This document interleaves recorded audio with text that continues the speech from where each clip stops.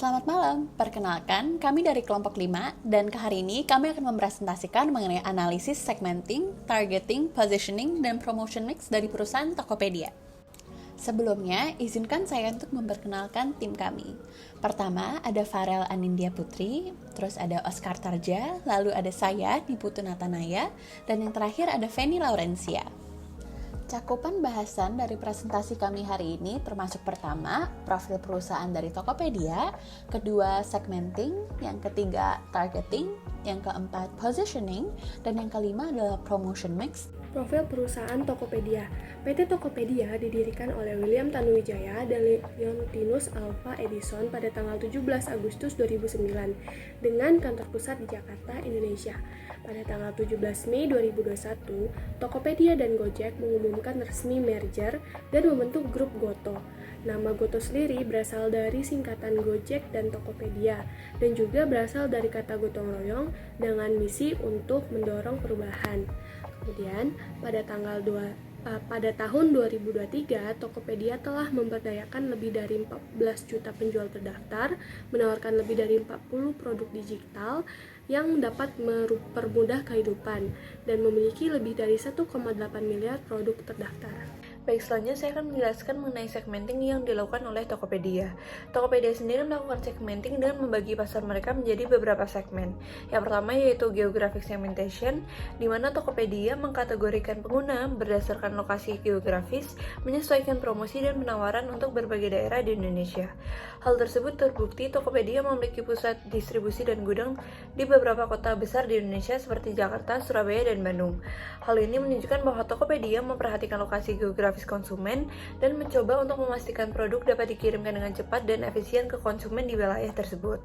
Tokopedia menawarkan opsi pengiriman yang berbeda untuk setiap wilayah di Indonesia. Tokopedia juga menawarkan produk-produk yang disesuaikan dengan kebutuhan dan preferensi konsumen di setiap wilayah. Tokopedia juga melakukan promosi dan kampanye pemasaran yang disesuaikan dengan kebutuhan dan preferensi konsumen di setiap wilayah. Misalnya, Tokopedia melakukan promosi untuk produk-produk pertanian di wilayah-wilayah yang lebih terpencil dan memiliki kebutuhan akan produk-produk pertanian yang lebih tinggi. Yang kedua yaitu demographic segmentation, di mana terbagi menjadi tiga. Yang pertama yaitu age and life cycle segmentation, di mana Tokopedia menawarkan produk-produk yang sesuai dengan berbagai tahap kehidupan, misalnya produk bayi dan anak-anak, produk remaja, produk dewasa, dan produk lansia. Yang kedua yaitu gender segmentation, di mana Tokopedia menawarkan produk yang disesuaikan dengan gender seperti pakaian, sepatu, aksesoris, dan produk kecantikan untuk pria dan wanita. Terakhir yaitu income segmentation, di mana Tokopedia menawarkan produk dengan kisaran harga yang sesuai dengan tingkat pendapatan konsumen. Tokopedia memiliki berbagai kategori produk dengan harga yang bervariasi, mulai dari produk dengan harga terjangkau hingga produk premium. Yang ketiga ada psychographic segmentation, di mana terbagi menjadi tiga. Yang pertama, lifestyle segmentation. Tokopedia memiliki kategori produk fashion yang ditujukan untuk konsumen yang memiliki gaya hidup aktif, seperti pakaian olahraga dan sepatu lari. Selain itu, Tokopedia juga menawarkan produk-produk yang cocok untuk konsumennya yang memiliki gaya hidup santai, seperti pakaian casual dan aksesoris. Yang kedua ada value segmentation, di mana Tokopedia memiliki kategori produk fashion yang menekankan pada nilai-nilai keberlanjutan, seperti produk fashion ramah lingkungan dan produk fashion yang terbuat dari bahan-bahan organik. Yang ketiga yaitu ada personality segmentation, di mana Tokopedia menawarkan produk-produk fashion yang cocok untuk konsumen yang memiliki kepribadian yang ekspresif dan berani, seperti pakaian yang berwarna cerah dan aksesoris yang mencolok. Terakhir ada behavioral segmentation, di mana terbagi menjadi 5. Yang pertama yaitu occasion segmentation. Tokopedia menawarkan produk-produk fashion yang cocok untuk acara formal maupun sehari-hari. Yang kedua yaitu benefit segmentation, di mana Tokopedia menawarkan produk-produk fashion yang menekankan pada kenyamanan maupun yang menekankan pada gaya. Yang ketiga yaitu ada user status, di mana Tokopedia menawarkan produk-produk fashion untuk konsumen yang baru memulai gaya hidup sehat seperti pakaian olahraga untuk pemula maupun yang sudah berpengalaman seperti pakaian olahraga untuk atlet profesional. Yang keempat yaitu ada usage rate, di mana Tokopedia menawarkan produk-produk fashion yang cocok untuk konsumen yang sering berolahraga maupun yang jarang berolahraga. Yang terakhir yaitu ada loyalty status, di mana Tokopedia menawarkan produk-produk fashion eksklusif untuk konsumen yang sudah menjadi pelanggan setia Tokopedia. Selain itu, Tokopedia juga menawarkan program loyalitas seperti program point reward dan program diskon khusus untuk pelanggan setia. Baik, sekarang kita masuk kepada bagian targeting yang dilakukan oleh Tokopedia. Pada umumnya, targeting yang dilakukan oleh Tokopedia tidak tertuju pada suatu segmentasi pasar yang spesifik. Namun, Tokopedia mencoba untuk menargetkan setiap segmentasi pasar dengan cara differentiated marketing atau juga bisa disebut segmented marketing. Pada differentiated marketing ini, Tokopedia berfokus pada beberapa segmen pasar dan menciptakan penawaran produk yang beragam untuk setiap segmen, disesuaikan dengan kebutuhan khusus dari masing-masing segmen pasar tersebut. Pertama, untuk segmentasi pasar, Tokopedia melakukan segmentasi pasar berdasarkan karakteristik demografis, psikografis, dan perilaku konsumen. Mereka menyesuaikan penawaran produk, promosi, dan pengalaman belanja untuk setiap segmen pasar yang mereka identifikasi. Lalu, Tokopedia juga mempunyai penawaran produk yang beragam. Tokopedia menawarkan berbagai kategori produk yang sesuai dengan kebutuhan dan preferensi dari berbagai segmen pasar. Mereka memiliki kategori produk yang luas, mulai dari fashion, elektronik, kebutuhan rumah tangga, hingga produk-produk kesehatan dan kecantikan. Lalu, promosi yang disesuaikan. Tokopedia menggunakan promosi dan kampanye pemasaran yang disesuaikan dengan berbagai segmen pasar. Misalnya, mereka dapat mengadakan promo diskon khusus untuk segmen pasar tertentu atau mengirimkan email promosi yang disesuaikan dengan preferensi belanja konsumen. Sebagai contoh, Tokopedia mengadakan kegiatan promosi Tokopedia Beauty untuk menarik konsumen yang minat pada produk kecantikan, terutama konsumen wanita. Lalu, Tokopedia juga mengadakan kegiatan promosi Sportacular untuk menarik konsumen yang minat pada produk-produk olahraga, terutama para atlet dan pegiat olahraga. Tokopedia juga mengadakan kegiatan promosi Tokopedia Parents yang tertuju pada orang tua yang memerlukan produk perlengkapan anak, dan Tokopedia Fun Station yang tertuju pada pegiat gaming. Lalu yang terakhir, personalisasi pengalaman belanja. Tokopedia menggunakan data konsumen untuk personalisasi pengalaman belanja. Mereka dapat memberikan rekomendasi produk yang disesuaikan dengan preferensi belanja konsumen, serta menawarkan program loyalitas yang disesuaikan dengan aktivitas belanja konsumen. Dengan menggunakan differentiated marketing ini, Tokopedia dapat lebih efektif dalam menjangkau berbagai segmen pasar dengan memberikan penawaran produk dan pengalaman belanja yang sesuai dengan kebutuhan dan preferensi masing-masing segmen. Hal ini membantu mereka untuk memperluas basis pelanggan dan meningkatkan loyalitas konsumen. Kemudian, kita masuk kepada pembahasan positioning yang dilakukan oleh Tokopedia. Berdasarkan riset positioning berbagai e-commerce marketplace yang dilakukan oleh Dita Novita pada tahun 2016, di mana dia meriset terkait persepsi masyarakat atas positioning yang dilakukan oleh e-commerce seperti Tokopedia, Bukalapak, Q100, Rakuten, Elevinia, dan Lamido.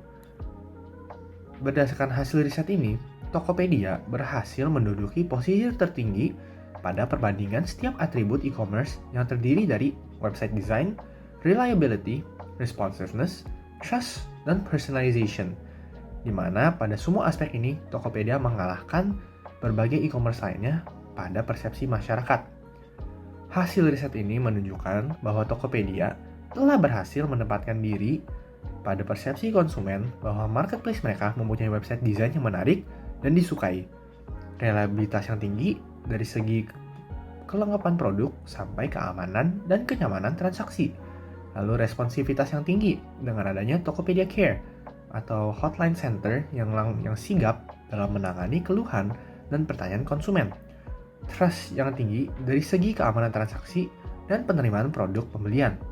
Dan yang terakhir, personalization yang tinggi dengan Tokopedia yang dapat menganalisis dan memantau habit pembelian dan peminatan jenis produk, di mana kemudian Tokopedia akan menawarkan atau merekomendasikan kepada produk-produk yang serupa kepada konsumen pada laman utama yang dilihat konsumen. Selanjutnya adalah ada promotion mix. Promotion mix adalah rangkaian insentif, penjualan, dan pemasaran yang diterapkan oleh suatu bisnis guna mencapai target audiensnya dan mencapai sasaran pemasaran. Ada 5 bentuk dari promotion mix ini. Yang pertama itu adalah advertising. Advertising merujuk pada kegiatan komunikasi pemasaran yang bersifat berbayar dan non-pribadi, di mana pesan promosi disampaikan melalui berbagai saluran media seperti televisi, televisi, radio, cetak, daring, dan media luar ruang. Kemudian yang kedua ada public and relations, aktivitas yang didesain untuk engage publik sebuah perusahaan dan membangun hubungan baik dengan mereka. Kemudian yang ketiga ada sales promotion, yaitu insentif jangka pendek untuk mendukung pembelian dan penjualan dari sebuah barang atau jasa. Contohnya adalah voucher potongan harga, diskon ongkir, dan banyak lagi jenis-jenis sales promotion lainnya. Kemudian yang keempat ada direct marketing.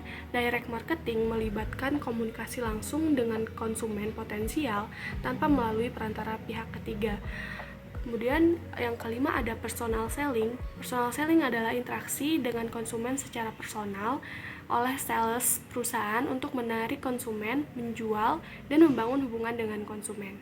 Selanjutnya untuk iklan atau advertising ada beberapa hal yang dilakukan oleh Tokopedia. Yang pertama adalah memasang iklan di televisi, yang kedua ada membuat iklan digital yang ditayangkan melalui YouTube, Instagram, dan juga TikTok dan berbagai media sosial lainnya.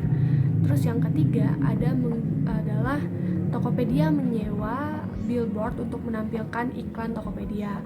Kemudian yang keempat adalah Tokopedia memasang iklannya di plang wall mural di stasiun MRT. Tidak hanya itu, terkadang juga Tokopedia memasang iklan di dalam gerbong kereta api.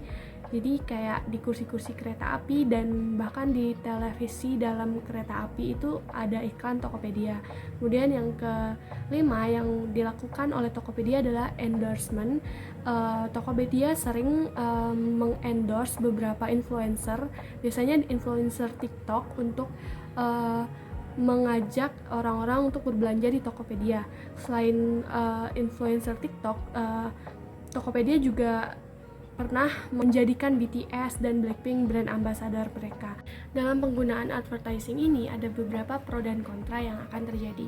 Ya, untuk pro yang pertama adalah iklan dapat menggapai audiens yang sangat luas di berbagai saluran media. Kemudian yang kedua, Tokopedia memiliki kendali penuh atas pesan yang ingin disampaikan kepada konsumen.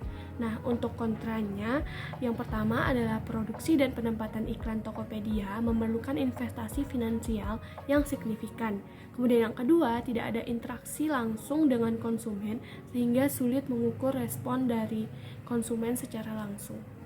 Selanjutnya, untuk public and relations, ada beberapa kegiatan yang dilakukan oleh Tokopedia yang terkait dengan public and relation ini. Yang pertama adalah pengumuman acara atau peluncuran produk. Contohnya adalah pada saat grand launching Ramayana di Tokopedia. Kemudian yang kedua adalah Tokopedia menjalin hubungan baik dengan media massa. Hal ini dapat terlihat dari seringnya CEO dari Tokopedia ini diwawancarai oleh media massa dan bahkan YouTuber di Indonesia. Kemudian yang ketiga adalah Tokopedia banyak terlibat dalam kegiatan sosial atau amal. Beberapa contoh diantaranya adalah penyaluran donasi, peluncuran Tokopedia bersama, yaitu Tokopedia beraksi untuk sesama, dan juga melakukan serambi, yaitu sedekah Ramadan buat Indonesia. Dan juga selain itu Tokopedia sering melakukan pembinaan masyarakat dan juga Tokopedia melakukan sponsorship. Public and relation ini juga memiliki beberapa pro dan kontra. Untuk pro-nya adalah public and relation ini dapat membantu Tokopedia dalam membangun dan menjaga citra positif perusahaan di mata masyarakat. Kemudian untuk kontranya, yang pertama, Tokopedia tidak selalu mungkin untuk mengendalikan sepenuhnya cara media melaporkan suatu informasi. Yang kedua, manfaat public relation mungkin tidak langsung terlihat dan memerlukan waktu. Selanjutnya adalah sales promotion. Secara definitif, sales promotion merupakan insentif jangka pendek untuk mendukung pembelian dan penjualan dari sebuah barang atau jasa. Salah satu contoh sales promotion yang dilakukan oleh Tokopedia adalah flash sale, di mana Tokopedia menawarkan produk-produknya dengan harga yang jauh lebih murah atau menawarkan diskon yang besar untuk jangka waktu tertentu saja. Biasanya, jangka waktu flash sale adalah 3 jam per periodenya. Selain itu, salah satu contoh sales promotion lain yang dilakukan oleh Tokopedia adalah voucher. Dalam Tokopedia, voucher yang ditawarkan meliputi voucher gratis ongkir, voucher cashback, dan voucher-voucher diskon lainnya. Contoh lain dari sales promotion yang diterapkan oleh Tokopedia juga ada diskon yang tertera dalam produk-produk masing-masing. Dapat dilihat bahwa Tokopedia sudah cukup banyak menggunakan sales promotion. Namun, apa aja sih pros and cons dari penggunaan sales promotion tersebut? Pertama, sales promotion dapat meningkatkan engagement dari aplikasi Tokopedia. Hal ini karena barang-barang yang ada di aplikasi Tokopedia cenderung lebih murah dibandingkan kompetitornya. Alhasil, orang-orang akan lebih tertarik untuk menggunakan Tokopedia sebagai aplikasinya. Apabila engagement dari Tokopedia meningkat, maka hal ini akan meningkatkan probabilitas untuk orang-orang untuk menggunakan Tokopedia sebagai first time user. Namun, kekurangan dari menggunakan sales promotion adalah sales promotion ini hanya bersifat jangka pendek. Dan apabila tidak direncanakan dengan baik, hal ini bisa menjadi tidak menguntungkan karena promosi tersebut malah menarik pelanggan yang hanya membeli produknya pada harga yang lebih rendah. Selanjutnya ada personal selling.